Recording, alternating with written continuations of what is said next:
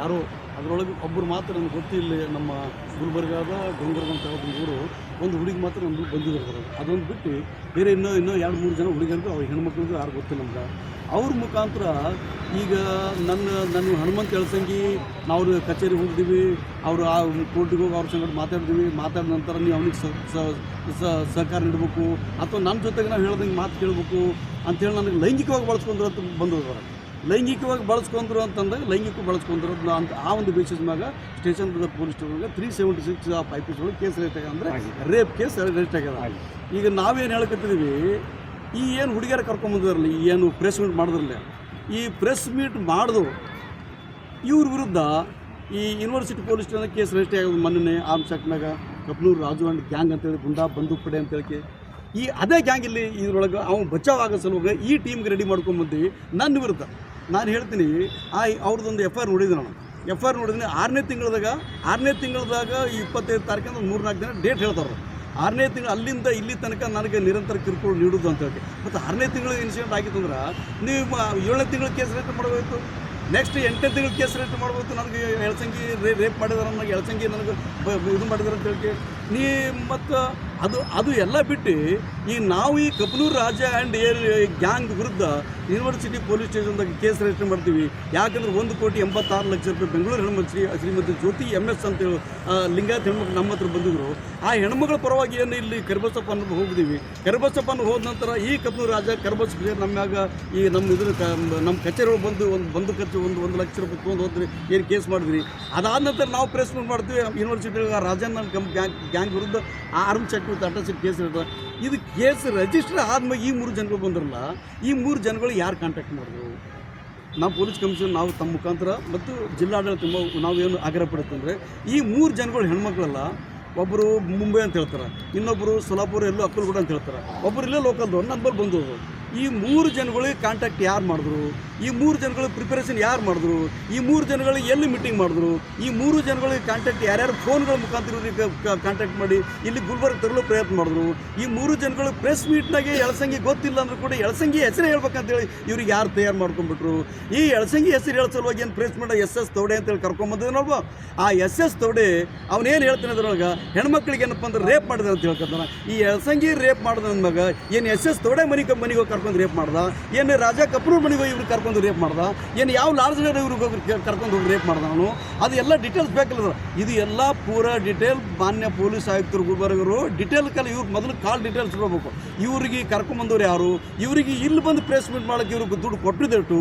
ಈ SS ತೋಡೆ Bhim army ಅಂತ ಡೂಪ್ಲಿಕೇಟ್ ಭೀಮ್ ಆರ್ಮಿ ಅಂತ ಬಂದದಲ್ವಾ, ಈ ಭೀಮ್ ಆರ್ಮಿ ಹೆಸರು ಮೇಲೆ ನನ್ನ ವಿರುದ್ಧ ನನ್ನ ವಿರುದ್ಧ ಷಡ್ಯಂತ್ರ ಮಾಡಿ ಈ SS ತೋಡೆ ಅಂಬೇಡ್ಕರ್ ಜಯಂತಿಯಿಂದ ಇಲ್ಲಿ ತನಕ ಹಾಗೆ ಸಾಧಿಸ್ಬೇಕಂದ್ರೆ ಕುತಂತ್ರಿಗಳು ಇವರೆಲ್ಲ ಲ್ಯಾಂಡ್ ಗ್ರಾಬರ್ಸ್ಗಳು.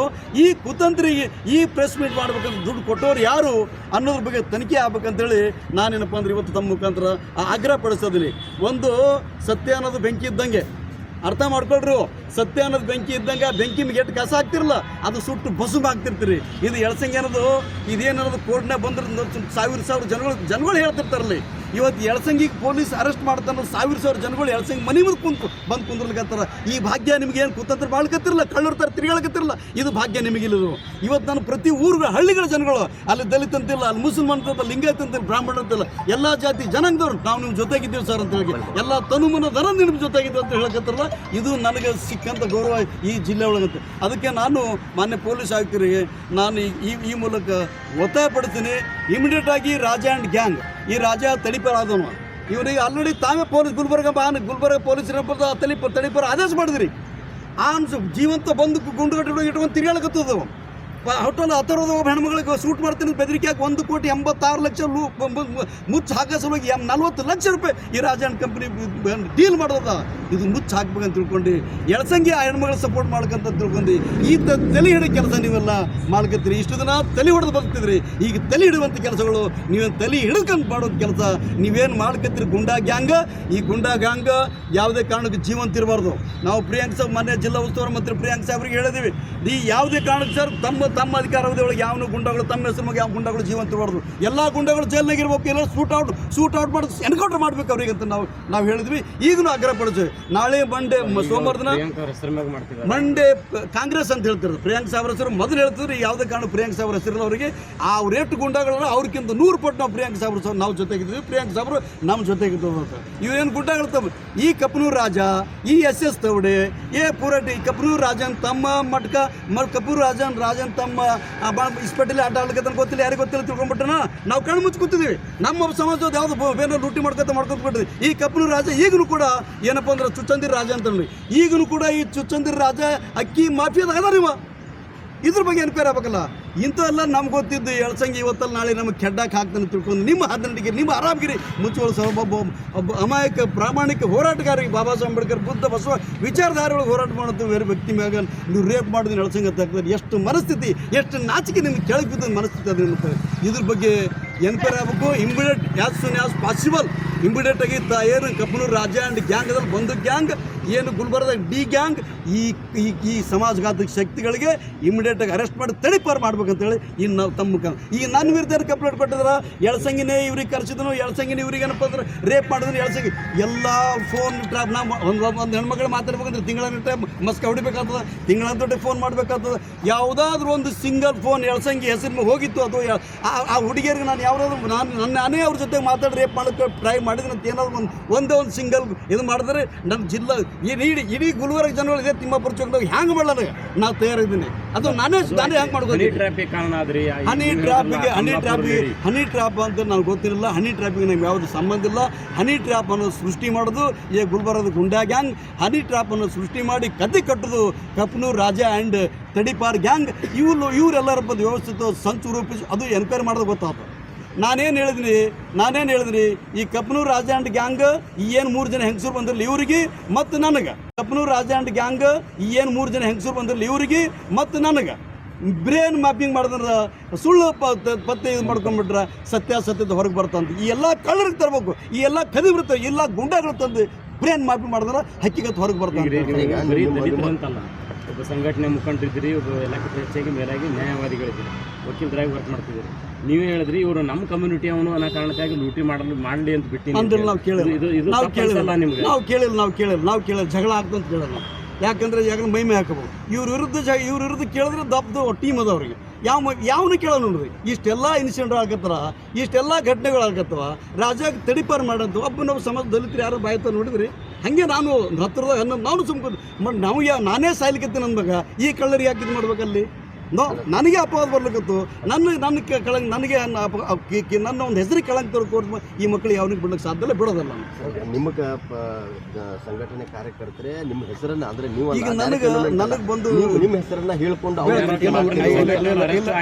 ಇಲ್ಲ ಯಾವುದೇ ಕಾರಣಕ್ಕೂ ಎಲ್ಲಿನೂ ಕೂಡ ಈ ಎಳ್ಸಂಗಿನೇ ಅವ್ರಿಗೆ ಹೇಳಿದ್ರು ಎಳ್ಸಂಗಿನೇ ಅದು ಮಾಡಂತ ಹೇಳಿಕೆ ನಿಮಗೆ ಸಾಕಷ್ಟು 100 ರೆಕಾರ್ಡ್ಗಳು ಕೊಟ್ಟಿರ್ತಾರೆ. ನಿನ್ನ ರೆಕಾರ್ಡ್ ಬಂದುವ ಅದು ಯಾವುದು ಬಾಂಬೆ ಹೆಣ್ಮಕ್ಳು ಹತ್ತಿರ ಬಾಂಬೆ ಹೆಣ್ಮಕ್ಳು ಕೂಡ ಕ್ಯಾರೆಕ್ಟರ್ ಚೆಕ್ ಮಾಡಲಿ. ಅವ್ರದ್ದು ಒಂದು ಟೀಮ್ ಅದ ಗುಲ್ಬರ್ಗ. ನನಗೆ ಅನ್ಸಮಟ್ಟಿಗೆ 5-6 ಜನಗಳು ಗುಂಪು ಟೀಮ್ ಅದ. ಇದೇ ದಂಧ ಮಾಡೋರು ಇದೇ ದಂಧ. ಇದು ಪ್ರತ್ಯೇಕ ಮತ್ತೊಂದು ಸ್ಟೋರಿ ಆಗ್ತದೆ. ಈ ರಾಜ ಏನೇನು ನಮ್ಮ ದಲಿತ ಸೇನಾ ವಿಭಾಗ ಅಧ್ಯಕ್ಷ ರಾಜ ಅಂತಿದ್ರು. ಈ ರಾಜಾಗ 30 ಲಕ್ಷ ರೂಪಾಯಿ ಹಾಕಿದ ಕರೆ ಅದ, 30 ಲಕ್ಷ ರೂಪಾಯಿ ಹಾಕಿದ ಕರೆ ಅದ, 30 ಲಕ್ಷ ರೂಪಾಯಿ. ಆ ರಾಜ ಪ್ರಭು ಅಂತೇಳಿ ರೌಡಿ ಶೆಟ್ರ ಚೌಕ್ ಬಜಾರ್ ಪ್ರಭು ಅಂತ ಒಂದು ಹುಡುಗ ರೌಡಿ ಶೆಟ್ರ ಪ್ರಭು ಈ ಹೆಣ್ಮಗಳು ಮೂರು ಜನಗಳು ಕಂಟಿನ್ಯೂಸ್ ಇವ್ರ ಜೊತೆ ಮಾತಾಡೋದ. ಆ ಹೆಂಗಸಿನ ಜೊತೆಗೆ ಈ ಗುಲ್ಬರ್ದಾಗ ಎಷ್ಟು ಜನ ಲವರ್ಸ್ಗಳಾರ, ಯಾರು ಆಕಿ ಕಾಂಟ್ಯಾಕ್ಟ್ ಮಾಡ್ಕೊತರು, ಯಾರೇ ರಾಜನ ಹೆಸರು ಬೇಕು ಹೇಳಿಸ್ಬೇಕು, ಆ ಯಾರ ರಾಜನ ಜೊತೆಗೆ ಎಳ್ಸಂಗಿ ಸೇರಿಸ್ಬೇಕು ಅನ್ನೋದ್ರ ಬಗ್ಗೆ ಎನ್ಕರ್ದು ಗೊತ್ತಾಗ್ತದೆ. ಭಾಳ ಫಸ್ಟ್ ಕ್ಲಾಸ್ ಏನಪ್ಪ ಅಂದ್ರೆ ಸತ್ಯ ಹೊರಗೆ ಬರ್ತದೆ 100%. ನಾ ಇನ್ನೊಂದು ತಮ್ಮ ಎದುರಿಗೆ ಹೇಳ್ತಿದ್ದೀನಿ. ಈಗ ಏನು ನಾವು ಒಂದು ಆರ್ಗನೈಸೇಷನ್ ಸೋಷಲ್ ಜಸ್ಟಿಸ್ ಆಗಿ ಇಲ್ಲಿ ಸಾಮಾಜಿಕ ಅನ್ಯಾಯ ಅಂತಂದರೆ ಎಲ್ಲ ಜಾತಿ ಜನಗಳು ಬಂದಿರೋದು. ಅಲ್ಲಿ ಖಾಲಿ ದಲಿತರು ಬರ್ತಾರಂತಲ್ಲ, ಇಲ್ಲಿ ಗುಲ್ಬರ್ಗ ಲ್ಯಾಂಡ್ ಗ್ರಾಬಿಂಗ್ ಜಾಸ್ತಿ ಆಗುತ್ತೆ. ಆ ಲ್ಯಾಂಡ್ ಗ್ರಾಬಿಂಗ್ ಜಾಸ್ತಿ ಆಗೋದು ನಾವು ಹೋಗ್ತೀವಿ, ಅಲ್ಲಿ ಡಾಕ್ಯುಮೆಂಟ್ಸ್ ವೆರಿಫೈ ಮಾಡ್ತೀನಿ, ಸಂಬಂಧಪಟ್ಟ ಪೊಲೀಸ್ ಆಫೀಸರ್ ಹೇಳ್ತೀವಿ, ಪೊಲೀಸ್ ಕಮಿಷನರ್ ಭೇಟಿ ಆಗ್ತೀವಿ, ನೀವು ಮಾಡಲಿಲ್ಲ ನಾವು ಜಾಗ ಮಾಡ್ತೀವಿ ಅಂತ ಹೇಳ್ತೀವಿ. 100 ಜನಗಳು ಈ ಥರ ನಾವು ನ್ಯಾಯ ಇದು ಲ್ಯಾಂಡ್ ಗ್ರಾಬಿಂಗ್.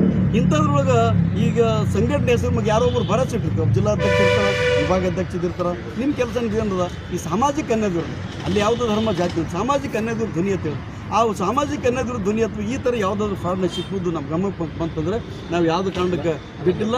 ನಿನ್ನೆ ಕಳಂಕ ತರುವಂತ ಆಗೋದದ, ಬಟ್ ಭಾಳ ದೊಡ್ಡ ಪ್ರಮಾಣದಾಗ ಹೆಸರಿಗೆ ಕಳಂಕ ತರುವಂಥ ಪ್ರಯತ್ನ ಮಾಡಿದಾರದು, ಅದು ಕಳಂಕ ತೊಳೆದು ಹೋಗ್ತಾನೆ ಗೊತ್ತದ. ಈಗ ರಾಜು ಯಾರು ರಾಜ ಲಿಂಕ್ ಅಂತ ಹೇಳಿ ಅವನ್ನೆಲ್ಲ ಅವ್ನಿಗೆ ಪೂರ ಕ್ಲಿಯರ್ ಹೇಳಿದ್ವಿ, ನಿನ್ನ ಮ್ಯಾಗ ಆರೋಪ ಇದ್ದದ, ನಿನ್ನಿಂದ ನಮ್ಮ ಸಂಘಟನೆ ಹೆಸರು ಖರಾಬ್ ಆಯಿತು, ನಮಗೆ ಹೆಸರು ಖರಾಬ್ ಆಯಿತು, ಇಮಿಡಿಯೇಟಾಗಿ ನೀವು ಬರ್ಬೇಕಂತೇಳಿ ಅವ್ನಿಗೆ ಕರೆಸಿ, ಈ ಇನ್ಸ್ಪೆಕ್ಟರ್ ಸ್ಟೇಷನ್ ಬಜಾರ್ ಇನ್ಸ್ಪೆಕ್ಟರ್ ಕರೆಸಿ ಅವ್ರು ಪೊಲೀಸ್ ಕರೆಸಿ ನಾವೇ ಸ್ವತಃ ಅವ್ನಿಗೆ ಏನಪ್ಪ ಅಂದ್ರೆ ಪೊಲೀಸ್ ಹ್ಯಾಂಡ್ ಓವರ್ ಮಾಡಿಸಿದ್ವಿ. ಈಗ ರಾಜು ಏನಪ್ಪ ಅಂದ್ರೆ ಇವತ್ತು ಮೆಡಿಕಲ್ ಮಾಡಿಸಿ ಜೈಲಿಗೆ ತೊಗೊಂಡು ಹೋಗ್ತಾರೆ. ಮತ್ತು ಅದ್ರ ಜೊತೆಗೇ ಈಗ ಫಸ್ಟ್ ಟೈಮ್ ತಮ್ಮೆದುರು ಹೇಳ್ತೀನಿ, ಏನು ವಿಭಾಗ ಅಧ್ಯಕ್ಷ ರಾಜು ಲೆಂಟಿ ಅವನಿಗೆ ಏನಪ್ಪ ಅಂದ್ರೆ ಈಗ ನಾವೆಲ್ಲ ನಮ್ಮ ರಾಜ್ಯ ನಾಯಕರ ಜೊತೆ ಚರ್ಚೆ ಮಾಡಿದ್ದೀನಿ. ಈ ಗುಲ್ಬರ್ಗ ವಿಭಾಗೀಯ ಎಲ್ಲ ಜಿಲ್ಲಾಧ್ಯಕ್ಷರು ಚರ್ಚೆ ಮಾಡಿದ್ವಿ. ರಾಜಿಗೆ ಏನಪ್ಪ ಅಂದ್ರೆ ಈ ಪ್ರಕರಣದಿಂದ ಪೂರ ಟೋಟಲ್ ಹೊರಗೆ ಬರುತ್ತಂತ ಅವನಿಗೇನಪ್ಪ ಅಂದ್ರೆ ಸಂಘಟನೆಯಿಂದ ಎಕ್ಸ್ಪೆಲ್ ಮಾಡ್ತೀವಿ, ಉಚ್ಚಾಟನೆ ಮಾಡ್ತೀವಿ. ಈಗ ನಿಮ್ಮ ಮುಖಂಡರು ಇನ್ನೊಂದು ಏನು ಕೇಳ್ತಿದ್ದಾರೆ ಅಂದರೆ ದಲಿತ ಹೆಸರ ಮೇಲೆ ಸಂಘಟನೆಗಳೇ ಇರಬಾರ್ದು, ಜಿಲ್ಲೆನಲ್ಲೇ ಬ್ಯಾನ್ ಅದ, ಇವು ಯಾಕೆ ಇಟ್ಕೊಂಡಿರಿ, ಬ್ಯಾನ್ ಮಾಡಿರಿ, ದಲಿತ ಸೇನೆ ಅಂತ ಇರ್ಲಿಕ್ಕೆ ಅವಕಾಶ ಇಲ್ಲ ಅಂತ. ಇಲ್ಲ ಸರ್, ಇದು ದೇಶದ ಅನೇಕ ವಿಧಾನಸಭೆಗಳಲ್ಲಿ, ದೇಶದ ಅನೇಕ ರಾಜ್ಯಗಳಲ್ಲಿ ಅದು ದಲಿತ ಅನ್ನೋ ಪದ ಅದೊಂದು ಜಾತಿ ಸೂಚಕ ಪದ ಆಗ್ತದೆ, ಅದು ಬಳಸಬಾರ್ದು ಅಂತೇಳಿ ಅದು ಎಲ್ಲಿನೂ ಕೂಡ ಪಾರ್ಲಿಮೆಂಟ್ ಹೋಚನಾಗಲಿ ವಿಧಾನಸಭೆಗಳಲ್ಲಿ ಬಳಸಬಾರ್ದು ಒಂದು ಇದು ಮಾಡಿರ್ತದೆ. ಆಮ್ಯಾಗ ನರೇಂದ್ರ ಮೋದಿ ಸರ್ಕಾರ ಅದು ಬ್ಯಾನ್ ಮಾಡ್ತದೆ. ಇದು ನಮ್ಮದು ಈ ನಮ್ಮ ಆದರಣೀಯ ಪದ್ಮಭೂಷಣ ವಿಭೂಷಣ ಆದರಣೀಯ ರಾಮವಿಲಾಸ್ ಪಾಸ್ವಾನ್ ಅವರೇನಪ್ಪ ಅಂದ್ರೆ ಇದು ರಿಜಿಸ್ಟರ್ ಮಾಡೋದು ಬಾಡಿ ಅದ. ಇದು ಅವರು ದಲಿತ ಸೇನೆ ಅಂತ ಹೆಸರಿಟ್ಟದ ಸರ್ಕಾರ. ಇಲ್ಲ ಬ್ಯಾನ್ ಆಗಿದೆ ಅಂತಲ್ಲ ಸರ್, ಅದ್ರಾಗ ಪಾರ್ಲಿಮೆಂಟ್ ಹೌಸ್ನಾಗ ಸರ್ಕಾರದ ಕಚೇರಿ ಒಳಗೆ ದಲಿತನ ಪದ ಉಪಯೋಗ ಮಾಡಬಾರ್ದು. ಸಂಘಟನೆ ರಿಜಿಸ್ಟರ್ಡ್ ಬಾಡಿ ಅದು. ಈ ರಿಜಿಸ್ಟರ್ಡ್ ಬಾಡಿ ರಾಮವಿಲಾಸ್ ಪಾಸ್ವಾನ್ ಅವರು ಕೊಟ್ಟರು. ಅವ್ರ ಬ್ರದರ್ ಏನು ಫುಡ್ ಆ್ಯಂಡ್ ಕನ್ಸ್ಯೂಮರ್ ಮಿನಿಸ್ಟರ್ ಇದ್ದರು ಪಶುಪತಿ ಕುಮಾರ್ ಪಾರಾಜಿ, ಈಗ ಅವ್ರ ಮಗ ಮತ್ತೊಬ್ಬರಾಗ್ಯಾರ ಪಶುಪತಿ ಕುಮಾರ್ ಪಾರಾಜಿ, ನಮ್ಮ ನ್ಯಾಷನಲ್ ಪರಿಚಯ ಅಂತ ಅವ್ರಿಗೆ ಅದು ಸರ್ಕಾರ ಅವ್ರಿಗೆ ಏನಪ್ಪ ಅಂದ್ರೆ ಇದು ಬ್ಯಾನ್ ಮಾಡಬೇಕು ಅಥವಾ ಪದ ಬಳಸಬಾರ್ದು, ಅವ್ರು ನ್ಯಾಷನಲ್ ಲೆವೆಲ್ ಪ್ರಯತ್ನ ಮಾಡ್ತಾರೆ.